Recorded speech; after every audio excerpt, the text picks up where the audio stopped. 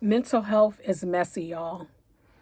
It's hard to talk about, it's uncomfortable to talk about, and for a long time, I stayed silent because I was embarrassed. But here's the truth: mental health doesn't make you weak, it makes you human. Today, I want to share real life tips, lessons, and things I wish someone would have told me sooner about taking care of my mind and my soul. We live in a world where everyone wants you to smile for the picture, post the highlight reel, keep it all together. But sometimes life feels heavy, and pretending it doesn't just makes the weight worse.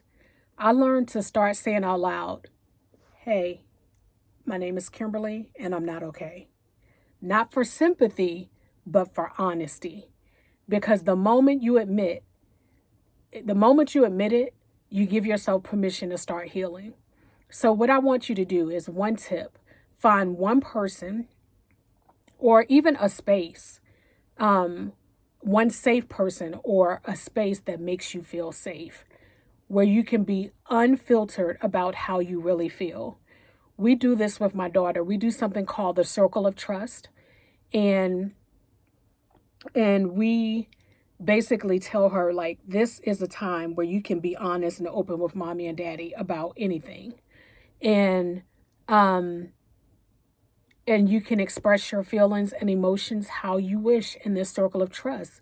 You can be honest without judgment. We're not going to judge you. We're not going to yell at you. We're not going to, you know, reprimand you or anything.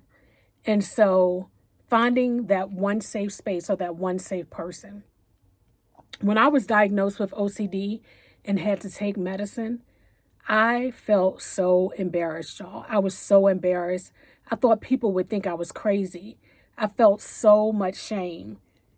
But then I realized something. Taking medicine for your mind is no different than taking medicine for your body.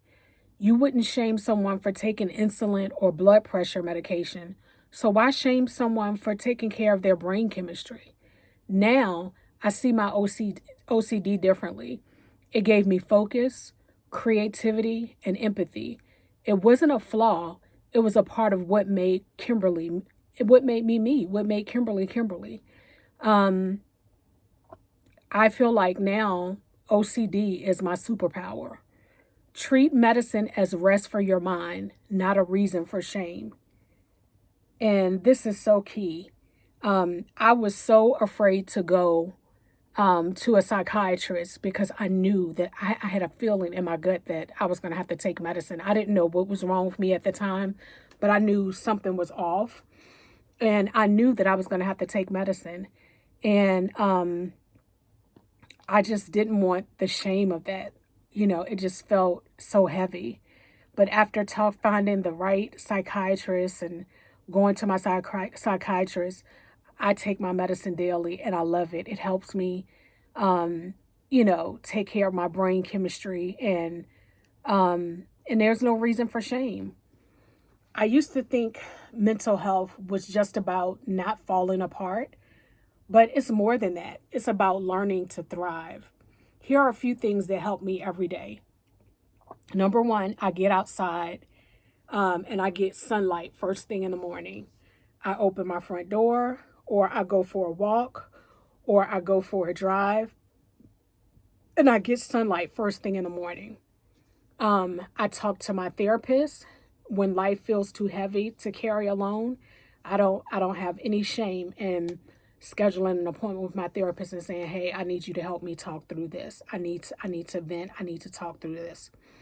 Um, Limiting my screen time when my mind feels overwhelmed. And sometimes that's so hard to do because it's such a bad habit that we've developed, in this day and age. But I found that limiting my screen time really helps me to wind down my mind. It helps my mind to feel less overwhelmed. And then the last thing is journaling. Journaling small wins, even on the hardest days.